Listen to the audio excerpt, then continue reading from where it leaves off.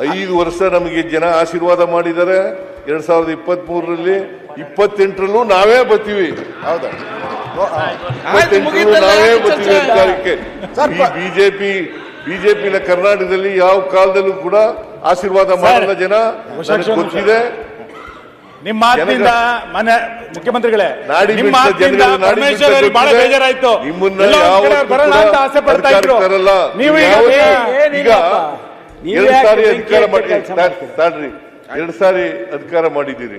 ಯಾವತ್ತಾರು ಜನರ ಆಶೀರ್ವಾದ ಪಡ್ಕ ಬಂದಿದ್ದೀರ ನೀವು? 2018ರಲ್ಲಿ ಇರ್ಬೋದು. ಯಾವತ್ತಾರು ಜನರ ಆಶೀರ್ವಾದ ಪಡ್ಕ ಬಂದಿದ್ದೀರಾ?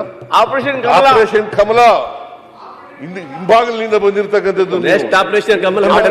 ಯಾವಾಗ ಜನ ನಿಮ್ಗೆ ಆಶೀರ್ವಾದ ಮಾಡಲ್ಲ?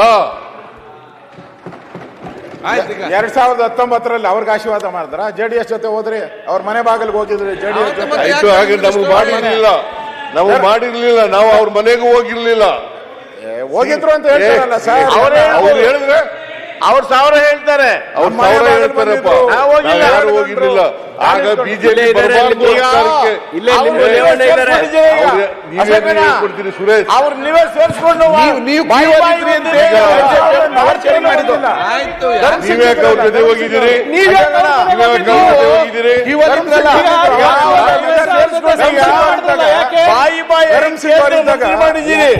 ಬಂದಿರಲ್ಲ ಅವಾಗ ಸರ್ಕಾರ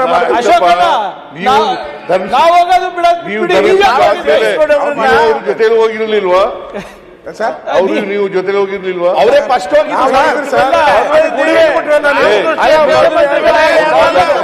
ಯಾರು? ಏನ್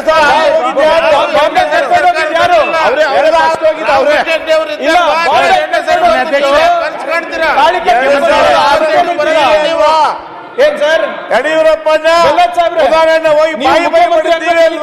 ನೀವ್ ನೆನ್ಪಿದ್ರೆ ಹೌದಾ? ಇಲ್ಲ ನೀವೇ ಮುಖ್ಯಮಂತ್ರಿ ಅಂದ್ಬಿಟ್ಟು ಮಾನ್ಯ ಮುಖ್ಯಮಂತ್ರಿಗಳೇ, ಮಾನ್ಯ ಅಧ್ಯಕ್ಷರೇ,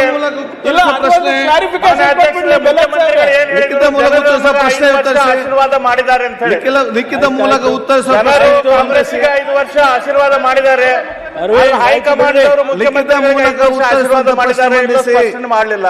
ದಿನಾಂಕ 15